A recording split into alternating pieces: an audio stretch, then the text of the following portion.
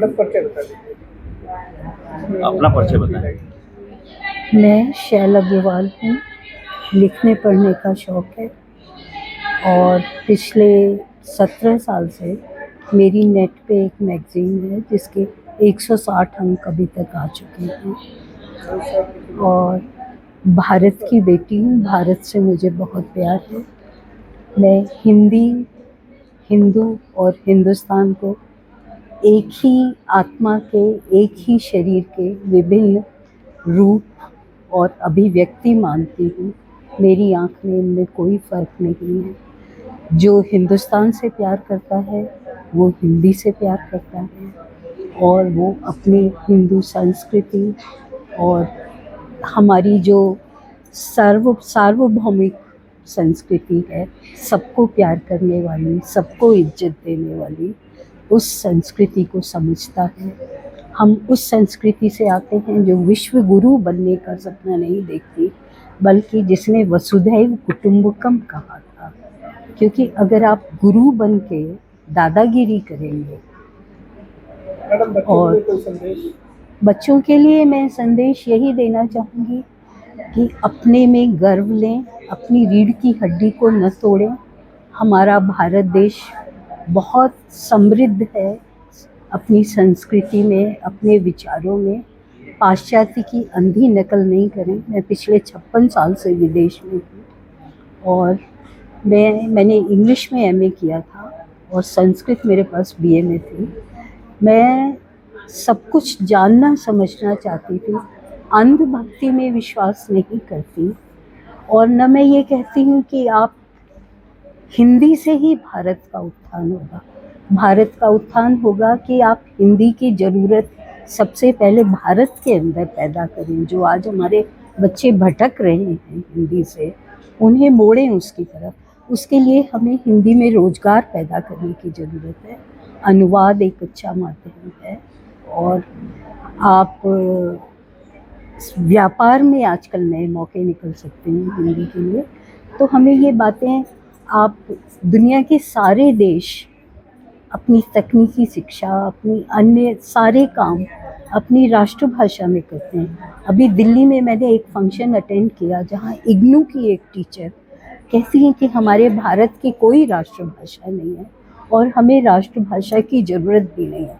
पर मेरी समझ से भाषा जो होती है वो किसी संस्कृति या देश का चेहरा होती है। आप चेहरे के बिना आपकी कोई पहचान नहीं। और भारत को भी बहुत ज़रूरत है कि उसकी एक राष्ट्रभाषा हो और उसका एक प्रॉपर चेहरा हो जिसमें उसके सारे राजकीय काम हो, जो भारत का परिचय बाहर वालों को भारत की तरह दे सके। हम कब तक अंग्रेज़ी की गुलामी करेंगे, कब तक तो हमें इस मानसिकता को हटाने की ज़रूरत है। और ये काम हर बड़े का, हर अभिभावक का, हर शिक्षक का, हर माँ बाप का। यही मेरा संदेश है।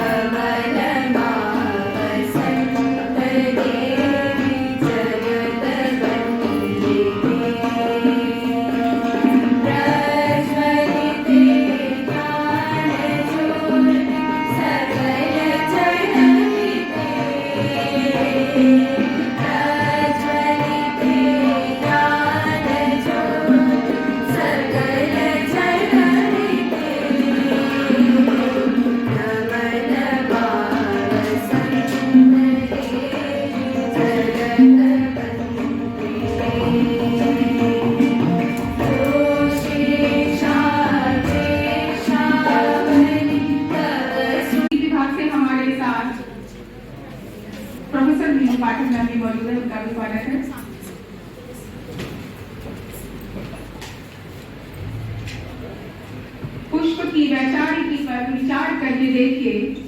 पुष्प की गरिमा का सबको भान होना चाहिए। पुष्प की वैचारिकी पर विचार करके देखिए। पुष्प की गरिमा का सबको भान होना चाहिए।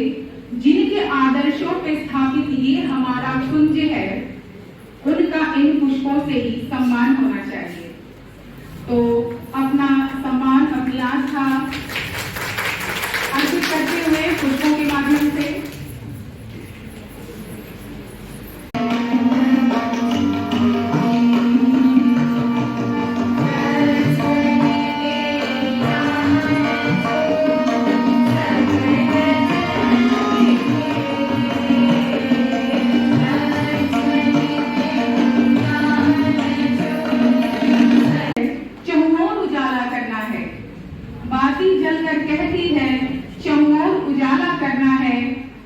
बंधन को काट हृदय में ज्ञान राशि को भरना।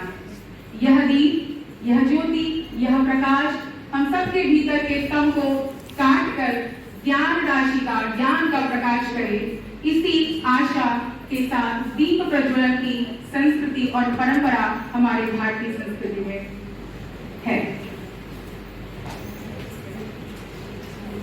संचार करें। इन्हीं भावनाओं के साथ हम अपनी श्रद्धा अर्पित कर रहे हैं डॉक्टर एलियन को। हमारे सम्मानित अतिथिगण जो इस मौके पर उपस्थित है, अंतर्राष्ट्रीय हिंदी समिति की ओर से आयोजित इस कार्यक्रम में, जहां हम हिंदी भाषा की क्या आज स्थिति है उसके बारे में बात करने के लिए जुटे हैं। और देश विदेश से हमारे पास अतिथि मौजूद हैं, जिनमें आनंद बंदर शर्मा जी भी हैं, साथ में मैडम गैब्रिएला जी भी हैं, साथ में श्री अशोक ओझा जी जो इस कार्यक्रम के मुख्य अतिथि हैं। हमारे ही महाविद्यालय से पढ़ी हुई मैडम शैला अग्रवाल जी भी यहाँ पर उपस्थित हैं, और साथ उषा शर्मा जी जो वसंत परिवार की एक सदस्य के समान है, क्योंकि आपने यहाँ पढ़ाया भी है और निरंतर हम लोग मिलते रहते हैं। तो आप सभी का स्वागत है। विशेष रूप से मैं आज हमारे प्रबंधक महोदया जो एक लंबे अंतराल के बाद हमारे साथ किसी कार्यक्रम में उपस्थित हैं, स्वास्थ्य की दृष्टि से वो कुछ समय से हमारे इन कार्यक्रमों में नहीं रह पा रही थी, तो मैं मैडम मिसेस उमा भट्टाचार्य जी का पूरे वसंत परिवार की ओर से उनके स्वस्थ रहने की कामना के साथ विशेष स्वागत करती हूँ। और ये ईश्वर से प्रार्थना करती हूँ कि वे सदा स्वस्थ रहें और हमें एक मार्गदर्शन देते हैं। आज ये अवसर है जब हम हिंदी की वैश्विक स्थिति पर बातचीत करने के लिए इकट्ठे हुए हैं। और भारत में जिस प्रकार से हिंदी को पुनः एक मातृभाषा, राष्ट्रभाषा, राजभाषा सभी रूप में स्थापित करने के लिए अनेक कार्य किए जा रहे हैं, और एक ही बात अब गर्व समझा जाता है कि हम शुद्ध साफ हिंदी भाषा का प्रयोग कर सकते हैं। जी मैडम, परिचय बताइए। मैं डॉक्टर उषा शर्मा हूँ और मैंने 1 साल विदेशों में पढ़ाया है, और बार बार मैं जाती रही हूँ विदेशों में बहुत सारे सेमिनार्स के लिए, और ख़ास करके हिंदी के सेमिनार्स के लिए मैं गई हूँ वहाँ पर। अमेरिका गई हूँ, पोलैंड गई हूँ, और वर्सा, जर्मनी और लंदन, बहुत सारी जगहों में मैं गई हूँ। यूरोपीय देशों में ज़्यादा गई हूँ, अमेरिका में, न्यूयॉर्क में मैं गई हूँ उसके लिए।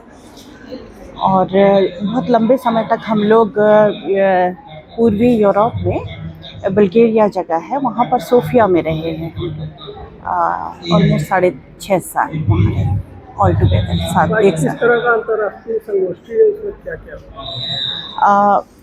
यहाँ पर जो होगा, यहाँ पर हिंदी को लेकर के है कि हिंदी का वैश्विक स्तर पर क्या स्थान है और किस तरह से हिंदी अपना परचम आगे बढ़ा रही है। और इसमें कोई संदेह नहीं है कि आज विश्व में हिंदी अपने स्थान पर खड़ा है। इसके बहुत सारे कारण हैं। सरकार की तरफ से किए गए प्रयास तो हैं ही, वो अपनी तरह से कर रहे हैं। बाज़ार है, बाज़ार भी इस तरह के कामों को करता है। क्या उद्देश्य है? इस विषय का चर्चा का उद्देश्य यही है कि भारत में और कॉलेज के बच्चे इस चीज़ को जाने और कि हिंदी कहाँ से कहाँ पहुँच गई है। आमतौर पर क्या होता है ना कि घर में माँ होती है और हम माँ की इतनी वैल्यू नहीं करते हैं, लेकिन जब बाहर के लोग हमें बताते हैं कि इनके क्या क्वालिटी है, इनके क्या गुण है, तो हम लोगों को ज़्यादा उस पर प्राउड होता है, ज़्यादा हमको गर्व महसूस होता है। बच्चे इंग्लिश को ज़्यादा प्राथमिकता दे रहे हैं, हिंदी को नहीं। नहीं, ऐसा नहीं है, मैं नहीं मानती ऐसा। अंग्रेज़ी हमारी आवश्यकता भी है, क्योंकि ये एक बाज़ार की, मैंने बताया ना, जो भी बाज़ार की भाषा बनेगी उस भाषा में आपको जानना ही पड़ेगा, उस भाषा को आना ही पड़ेगा। ऐसा नहीं है। हिंदी अगर ऐसा होता तो इतने लंबे समय में हमारे देश में देखिए मुग़ल आए, अंग्रेज़ आए, क्या क्या नहीं हम लोगों ने सहा, लेकिन क्या कहीं हिंदी गई? हिंदी जहाँ है वहाँ की वहाँ खड़ी है। और आजकल के बच्चे ज़्यादा हिंदी पढ़ रहे हैं, ज़्यादा हिंदी बोल रहे हैं। आप देखिए ना, आप मीडिया में हैं आप लोग, अब कितने सारे चैनल चले हैं, कितने पॉडकास्ट आते हैं, कितना क्या सारा कुछ हो रहा है, लेकिन सब कुछ हिंदी में हो रहा है। आप लोग तो खुद ही इस क्षेत्र में हैं और देख रहे हैं कि कितना अच्छा सब लोग हिंदी में काम कर रहे हैं। तो हिंदी बहुत अच्छे से काम कर रही है, हमें इसके लिए परेशान होने की आवश्यकता नहीं है। हाँ, ये ज़रूर है कि हमको इसे हमेशा बढ़ावा देना चाहिए और हमेशा ये सोचना चाहिए कि हम जो हैं हम श्रेष्ठ हैं, हम अच्छे हैं और अच्छी चीज़ों को उसमें जोड़ते जाना चाहिए। बच्चे हिंदी की जो भाषा है जी को लिखने में असमर्थ है, 70% बच्चे। हाँ, ऐसा क्यों? ये बात मैं मानती हूँ कि बच्चे, क्योंकि स्कूलों में उस चीज़ को नहीं सिखाया जा रहा है। बच्चे लिख नहीं रहे, बोल बहुत अच्छा रहे, लिख नहीं रहे, क्योंकि पढ़ भी नहीं रहे हैं हिंदी उस हिसाब से उसको पढ़ना। तो इसके लिए तो ये अभिभावकों की और स्कूल्स की मैं समझती हूँ कि बहुत बड़ी जिम्मेदारी चैनल के होनी माध्यम से चाहिए। क्या संदेश देना चाहेंगे? मैं आपके चैनल के माध्यम से संदेश देना चाहूँगी कि जैसे आप लोग काम कर रहे हैं, जिस तरह से आप लोग काम कर रहे हैं, मैं सारे लोगों से ये बोलना चाहूँगी, चाहे वो माता पिता हैं, चाहे वो टीचर हैं, चाहे वो समाज है, कि वो हिंदी को अपनाएं और उसको ये समझ करके अपनाएं कि हम कोई ऐसा काम नहीं करें कि हम इसके लिए कुछ ऐसा अपनाने जैसी बात, ये हमारी चीज़ है। जैसे हम रोज़ खाना खाते हैं, जैसे हम रोज़ के काम करते हैं, ये ऐसे ही ये हमारी चीज़ है ना। तो इस पर गर्व करें और हमेशा इसी को लेकर के आगे बढ़ने की कोशिश करें। सत्कार करने के बाद हम स्वयं भी अपने आप को सम्मानित महसूस करने लगते हैं। अब मैं हमारे आदरणीय प्राचार्य विदुषी प्रोफेसर रचना श्रीवास्तव मैम को स्वागत वक्तव्य के लिए सादर अनुरोध करती हूँ।